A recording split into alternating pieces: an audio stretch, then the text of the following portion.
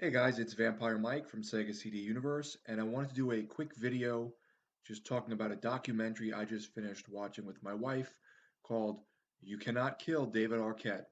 It is a 2020 documentary directed by David Darg and Price James, and it follows David Arquette's return to the wrestling ring.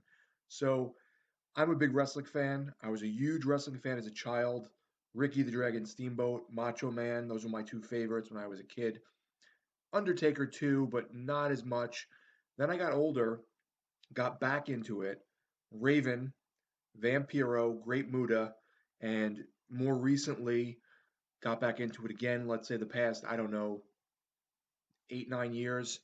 And Kenny Omega is my favorite. There's a lot of wrestlers I love, but Kenny Omega right now is tops for me. So that being said, I am a wrestling fan. David Arquette, if you don't know, was in WCW doing a promotional tour, if you will, for Ready to Rumble, which is a very fun movie. I really enjoy it. I have it on DVD, and I like David Arquette. And someone had the brainchild to make him the world champion in WCW.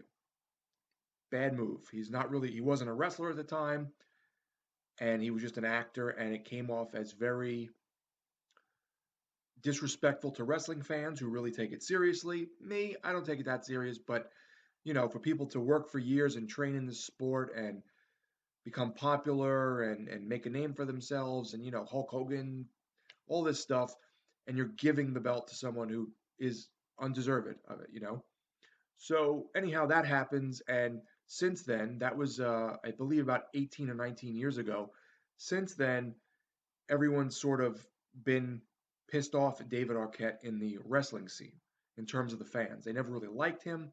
They didn't like that he accepted the belt and took the belt, and they made him the champion in WCW. And I believe his acting career also sort of took a hit due to that stunt. So all that being said, in background, the documentary is pretty good. It's a full, frontal documentary about David Arquette and his family life, his upbringing, some of the bad things that happened in his upbringing, how he sort of has to deal with anxiety and the fact that all these wrestling fans and people around the world hate him for what he did 18 years ago. He then starts to take it seriously, starts training with DDP and Peter Avalon and other names you'll know, goes to Mexico, gets a tattoo of a wrestler there. Uh, El Santo, I believe, is the wrestler he got the tattoo of. Trains with some of the luchadors and really starts to take this seriously, gets in shape, and it's sort of a redemption arc.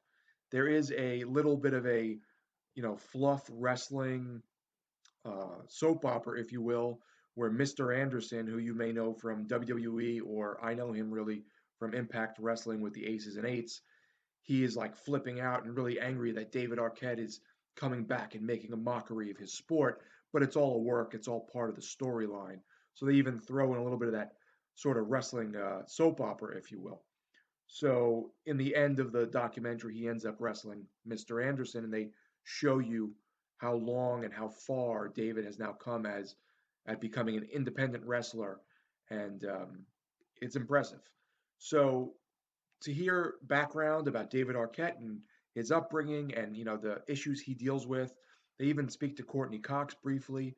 They talk to his new wife, who sort of reminds me of Courtney Cox as well, which is kind of funny, and his children and stuff. It's kind of a nice little story. Is it a perfect documentary that I would say, wow, I'll watch this again? Probably not. I mean, if I had a couple drinks and I was hanging out with friends, if we ever get to hang out with friends again, and we want to, they're wrestling fans and I want to show it to them, then I think it's definitely a good documentary. And if you're not a wrestling fan, but you're a David Arquette fan, I think you'd still appreciate it. I'm a David Arquette fan. He seems like a pretty jovial, goofy guy overall, and I like his sort of easygoing demeanor. Currently, the movie is on Hulu, so if you have that service and you pay monthly for it, you can watch it on there, which is where I watched it. Definitely worth a watch. I think for wrestling fans, for David Arquette fans, and maybe if you're just into documentaries, probably not, because it's not like some historical documentary or anything kind of that important, but it definitely has a nice story to it, and it pulls the curtain back a little bit for us wrestling fans. So I would recommend You Cannot Kill David Arquette. I didn't think it was anything mind blowing the way people made it out to be, but I definitely enjoyed it and thought it was good. I would give it, I think I said this already, a solid 7 out of 10. Good documentary, covers wrestling, covers David Arquette, and I enjoyed it. So let me know, guys, if you saw You Cannot Kill David Arquette. I thought it was good. It's on Hulu. Thanks, guys, for watching.